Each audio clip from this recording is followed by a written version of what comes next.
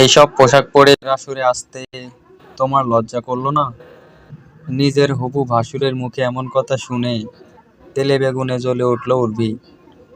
নিজের পরনের sleeveless counter দিকে ভালোভাবে তাকিয়ে বলল, না, করে না লজ্জা?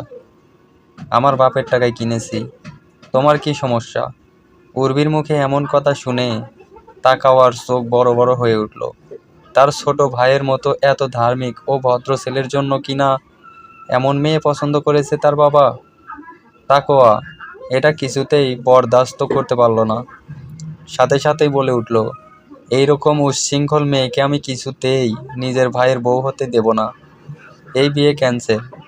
এই, তোমরা সবাই এক্ষুনি ফিরে চলো, হবে না কোনো বিয়ে।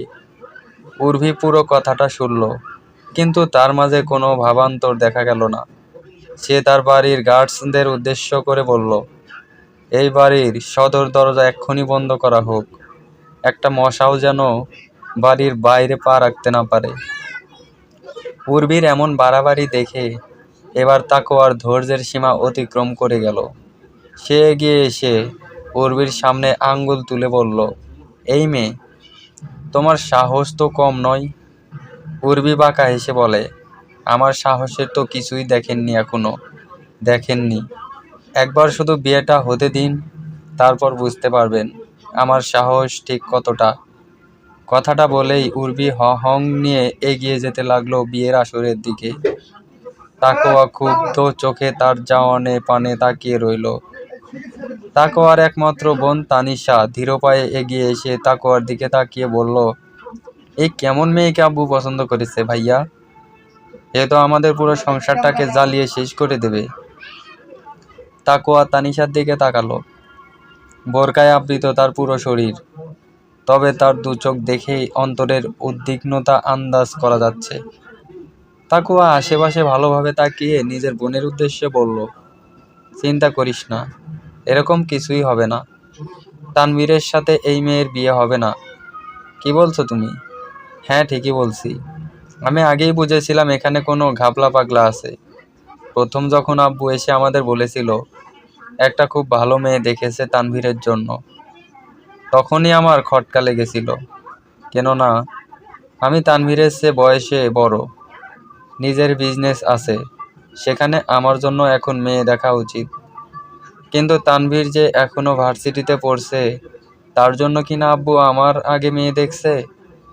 এরপর তানভীরের সাথে আলোচনা করে জানতে পারলাম ও নাকি ভার্সিটিতে কোনো একটা মেয়েকে তার উচ্ছৃঙ্খল চালচলন নিয়ে কথা শুনিয়েছিল।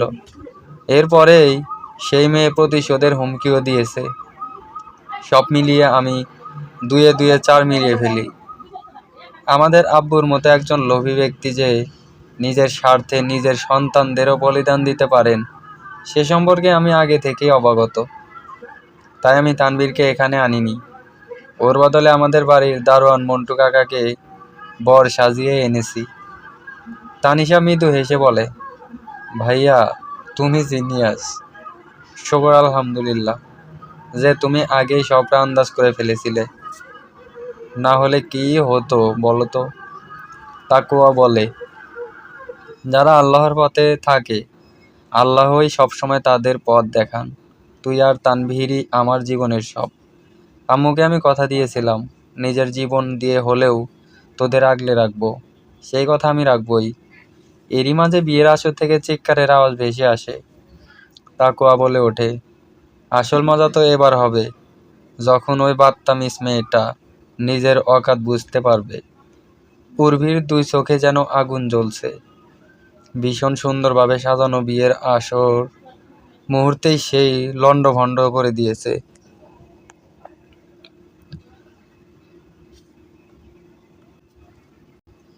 তবে তার চোখের জ্বলন্ত আগুন যেন এখন পুরো দুনিয়া ছারখার করে দিতে প্রস্তুত। তাকওয়া ও তানিশা এসে উপস্থিত হলো সেখানে। তাদেরকে দেখেই উর্বি ক্ষিপ্ত বাঘিনীর মতো ছুটে গেল। হুঙ্কার দিয়ে বলল, তোমার এত বড় সাহস, আমার সাথে এমন গেম প্লে করো? আমাকে তোমরা চিনো না। মিনিস্টার উসমান কাদেরীর বোন উর্বি কাদেরী আমি। তোমাদের পুরো বংশ আমি নির্বংশ করে দেব। তাকওয়া উর্ভির এমন হুমকির সামনে দমে না গিয়ে বলে ওঠে, তোমার যত খুশি চিল্লানোর তুমি চিল্লিয়ে নাও, আমি আল্লাহ ছাড়া আর কাউকেই ভয় পাই না, তাই তোমার এইসব চিল্লানো বৃথা। উর্ভির ধৈর্যের সীমা ভেঙে যায়। তাকোয়া বলে ওঠে, খুব অহংকার না তোমার নিজের রূপ, ক্ষমতা আর ঐশ্বর্য নিয়ে? আজ দেখো তোমার সব অহংকার কিভাবে চূর্ণ বিচ্ছন্ন হয়ে গেল।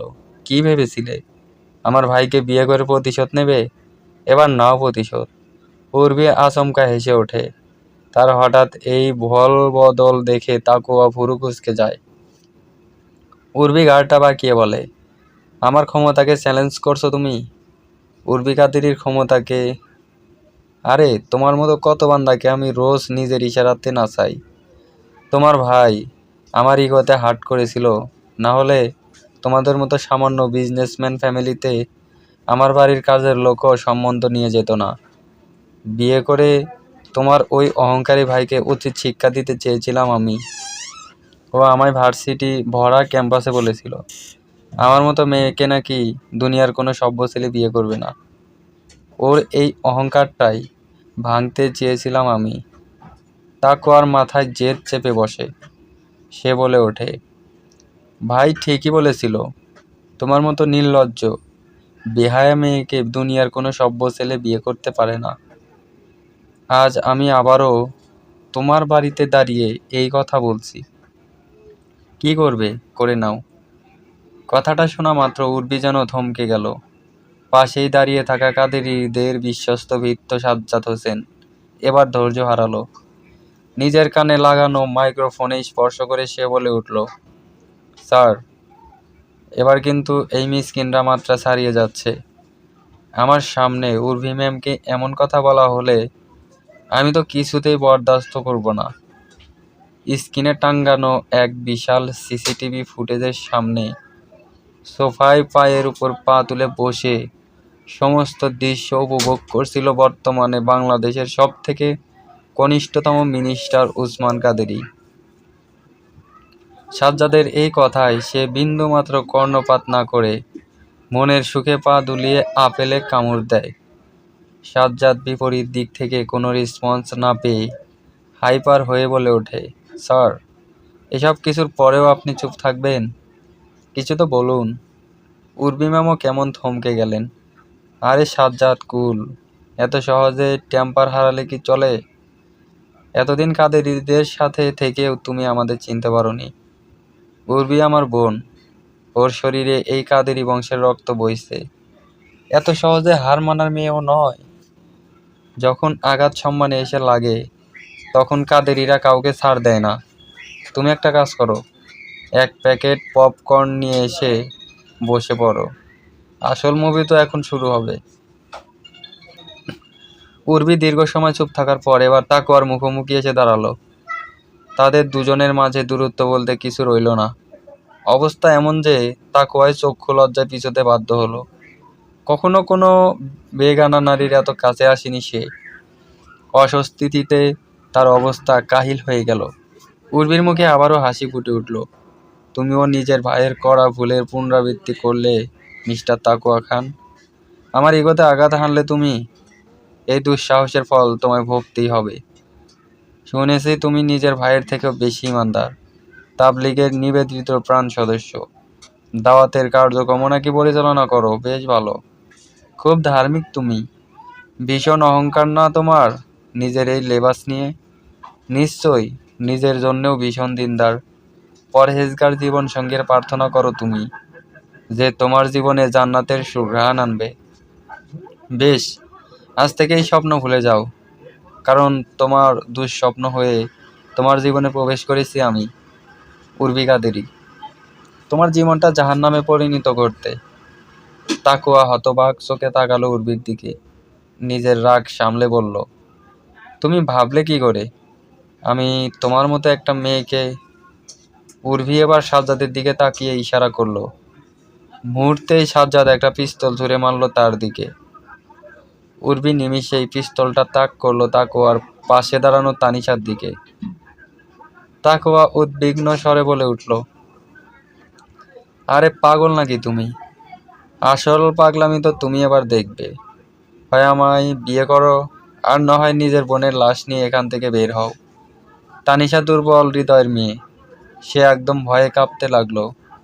তাকেও নিজের শক্ত খোলস আর ধরে রাখতে পারল না।